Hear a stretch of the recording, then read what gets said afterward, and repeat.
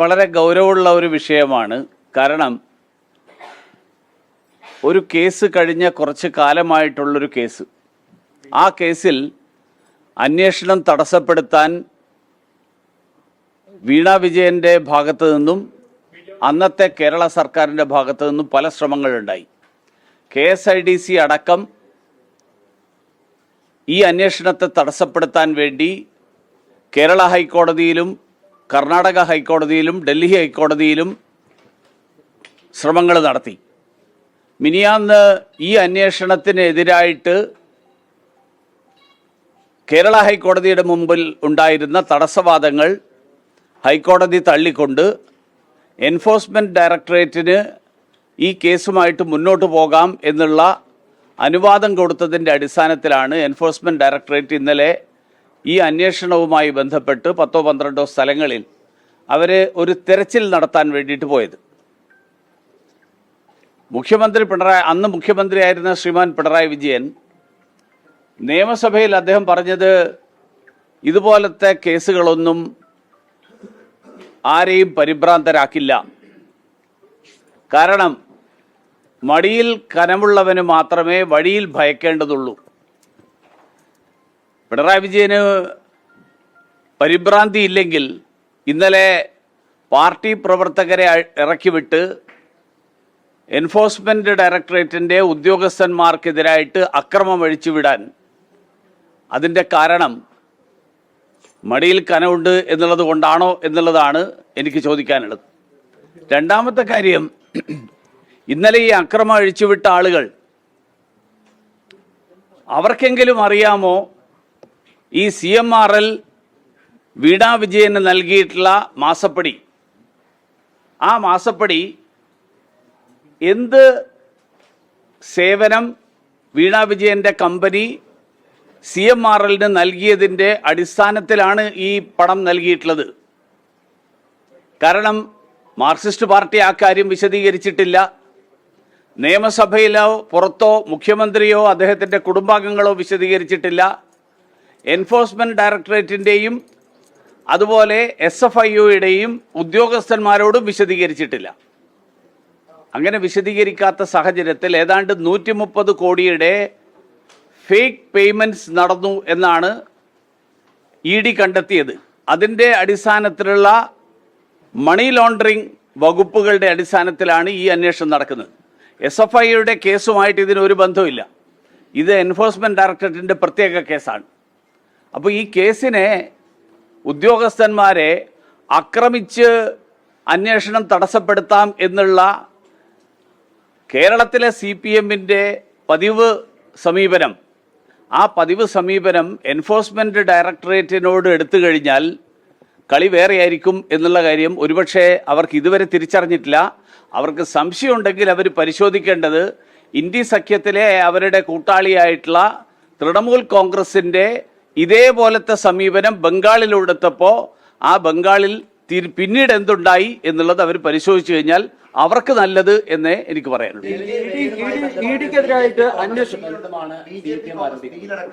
ഞാൻ ചോദിക്കട്ടെ, ഈ കേസ് വന്നത് BJP കോൺഗ്രസ് ഗവൺമെന്റ് വന്നതിന് ശേഷമാണ്. പിന്നെ എന്തിടിയില്ല?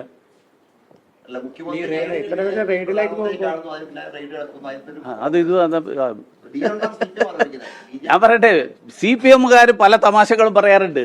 CPMന്റെ സംസ്ഥാന സെക്രട്ടറി അടക്കം കോമാളി വേഷമാണ് മാധ്യമങ്ങളുടെ മുന്നിൽ കിട്ടുന്നത് എന്ന് ഞാനല്ല പറഞ്ഞത്. നിങ്ങൾ റിപ്പോർട്ട് ചെയ്തത് അവരുടെ പാർട്ടി യോഗങ്ങളിൽ പറയുന്നു എന്നാണ്.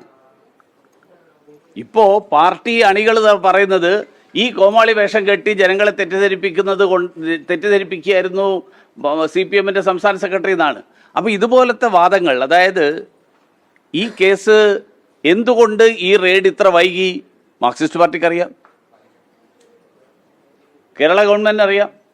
കഴിഞ്ഞ 4 കൊല്ലമായിട്ട് ഈ 3 കോടതികളിൽ ഒന്നിനു പിറകെ ഒന്നായിട്ട് തടസ്സവാദങ്ങൾ ഉന്നയിച്ചുകൊണ്ട് അന്വേഷണത്തെ തടസ്സപ്പെടുത്താൻ ശ്രമിച്ചു. മടിയിൽ കനമില്ലാത്ത ആൾക്കാർ നിയമത്തിൻ്റെ വഴിയിലൂടെ നേരിട്ടൂടെ? എന്തിനാ തെരുവിലിറങ്ങി പ്രതിഷേധിക്കുന്നത്? തെരുവിലിറങ്ങി ഉദ്യോഗസ്ഥന്മാർക്കെതിരായിട്ട് അക്രമം ഒഴിച്ചുവിടുന്നത്? അപ്പം അതിനർത്ഥം എന്താ വെച്ചാൽ ഇതിൽ മടിയിൽ കനമുണ്ട്, പല രേഖകളും പുറത്ത് കണ്ടു കഴിഞ്ഞാൽ വലിയ പ്രശ്നം ഉണ്ടാകുന്ന രേഖകൾ കൈവശമുണ്ട് അതുകൊണ്ടായിരിക്കണമല്ലോ. ഇ ഡി ഉദ്യോഗസ്ഥർക്കെതിരെ ഇപ്പോൾ നടത്തുന്ന അക്രമത്തിൽ അന്വേഷണം നടത്തുന്നത് കേരള പോലീസാണ്. ആ അന്വേഷണം കേന്ദ്ര ഏജൻസികൾക്ക് പോകണം എന്നൊരു ആവശ്യമുണ്ടോ? അല്ല, ക്രമസമാധാന പാലനം. കാരണം ബംഗാളില് CBI ആയിരുന്നു ഈ സന്ദേശ് കാലിയിൽ ഇ ഡി ഉദ്യോഗസ്ഥർക്കെതിരെ അക്രമം നടന്നപ്പോൾ അന്വേഷണം നടത്തിയത്. അത് കേരള സർക്കാർ ഇതെല്ലാം പരിശോധിച്ചുകൊണ്ട് ഇന്നലെ എടുത്ത സമീപനം തന്നെയാണ് തുടരാനെങ്കിൽ തീർച്ചയായിട്ടും ഈ പറഞ്ഞ ചോദ്യത്തിനൊരു പ്രസക്തിയുണ്ട്. ഈ ആഭ്യന്തര വകുപ്പിന്റെ വലിയ വീഴ്ചയല്ലേ? ആഭ്യന്തര വകുപ്പ് തിരുവനന്തപുരത്ത് ബേക്കർ ജംഗ്ഷനിൽ ഇത്രയും വലിയൊരു അക്രമം രാവിലെ മുതൽ വൈകുന്നേരം വരെ നടക്കുക എന്ന് പറഞ്ഞാൽ കേരള പോലീസ് എവിടെ പോയി ഒളിക്കുക? തൊട്ടപ്പുറത്തുനിന്ന് നന്ദാവനം ക്യാമ്പിൽ 100 കണക്കിന് പോലീസുകാർ വെറുതെ ഇരിക്കുകയല്ലേ? അവരവിടെ തയ്യാറായിട്ട് നിൽക്കുകയല്ലേ? ആ തയ്യാറായിട്ട് നിൽക്കുന്ന ആളുകളെ കേന്ദ്ര ഏജൻസിയുടെ അന്വേഷണം നടക്കുമ്പോൾ ആ അന്വേഷണത്തിൽ അക്രമം അഴിച്ചുവിടുന്ന ആളുകളെ നേരിടാൻ എന്താ നിയോഗിക്കാതിരുന്നത്? അപ്പോൾ കേരള ഗവൺമെന്റിന്റെ ആഭ്യന്തര വകുപ്പ് ഒന്നുകിൽ ഇപ്പോഴും പോലീസ് രമേശ് ചെന്നിത്തലയുടെ നിയന്ത്രണത്തിൽ വന്നില്ല, സതീശന്റെ നിയന്ത്രണത്തിൽ വന്നില്ല എന്ന് സമ്മതിക്കേണ്ടി വരും. അല്ലെങ്കിൽ ഇന്ത്യ സഖ്യം ഇത്രയും കാലം എന്താ നിങ്ങൾ അന്വേഷിക്കാത്തത്, എന്താ റെയ്ഡ് നടത്താത്തത് എന്ന് ചോദിച്ച ആൾക്കാർ റെയ്ഡ് നടത്താൻ വരുമ്പോൾ അവർക്ക് ഇന്നലെ വരെ എടുത്ത സമീപനമല്ല ഇന്നുള്ളത് എന്ന് ജനങ്ങൾ മനസ്സിലാക്കും. ഞങ്ങൾ ഇതിനെക്കുറിച്ച് ഇതുവരെ ആലോചിച്ചിട്ടില്ല. ഞങ്ങൾ നിയമപരമായിട്ടുള്ള കാര്യങ്ങൾ ആലോചിച്ചിട്ട് പറയും. അല്ല, അതൊന്നും നടക്കില്ലല്ലോ. അത് നാട്ടിലെല്ലാവർക്കും അറിയാം.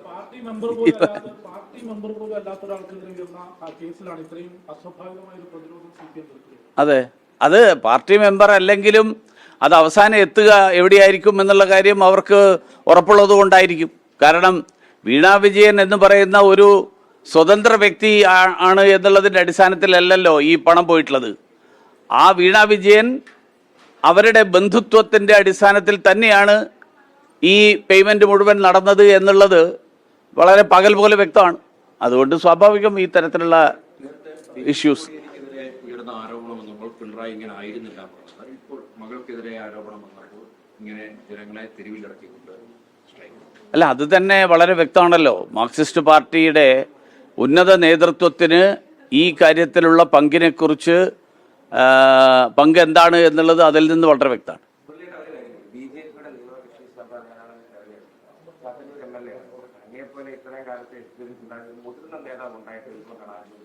ധാരാളം മുതിർന്ന നേതാക്കന്മാരുണ്ടായിരുന്ന കാലത്താണ് ഞാൻ മന്ത്രിയായത്. അല്ല, ഞാൻ പറയട്ടെ, എന്നേക്കാൾ മുതിർന്ന നിരവധി നേതാക്കന്മാർ പാർട്ടിയിലുള്ളപ്പോൾ തന്നെ പാർട്ടി എന്നെ MP ആക്കാനും മന്ത്രിയാക്കാനും തീരുമാനിച്ചു. ഭാരതീയ ജനതാ പാർട്ടി ചെയ്യുന്ന കാര്യങ്ങൾ പാർട്ടിയുടെ താല്പര്യത്തിൻ്റെ പരിഗണനയുടെ അടിസ്ഥാനത്തിലാണ് അത് തീരുമാനിക്കുന്നത്.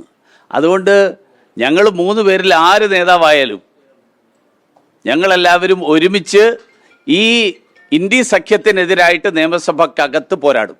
ഗോപകുമാർ അദ്ദേഹത്തിൻ്റെ സ്പീക്കർ തെരഞ്ഞെടുപ്പിന് ശേഷം നടത്തിയ പ്രസംഗത്തിൽ അദ്ദേഹം പറഞ്ഞത് 137 vs 3. അതാണ് നിയമസഭയിൽ. ഞങ്ങൾ ആ കാര്യം സീരിയസ് ആയിട്ട് ചർച്ച പോലും ചെയ്തിട്ടില്ല. ആര് നേതാവായാലും കുഴപ്പമില്ല. അതൊക്കെ പാർട്ടിയുടെ കേന്ദ്ര നേതൃത്വം എടുക്കേണ്ട തീരുമാനമാണ്. അതൊന്നും എന്നോട് ചോദിച്ചിട്ട് കാര്യമില്ല. ഞാൻ അഖിലേന്ത്യാ നേതാവ്. അതൊക്കെ വിജയം ഉണ്ടായത് എനിക്ക് നിങ്ങൾക്ക് മാത്രമല്ലല്ലോ, ഇവിടെ ഇരിക്കുന്ന ആൾക്കാർക്ക് എല്ലാവർക്കും അറിയാം.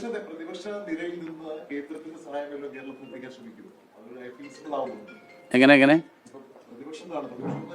അതെ അതെ എങ്ങനെ കേന്ദ്ര സഹായം? കേന്ദ്ര സംസ്ഥാന ബന്ധത്തിൽ എന്നോട് ഇടപെടാൻ ആരും പറഞ്ഞിട്ടില്ലല്ലോ. നാടിനോടുള്ള പ്രതിബദ്ധത, നാടിന്റെ താല്പര്യം ഉയർത്തിപ്പിടിക്കാൻ വേണ്ടി തന്നെ നിയമസഭക്കകത്തും പുറത്തും പ്രവർത്തിക്കും.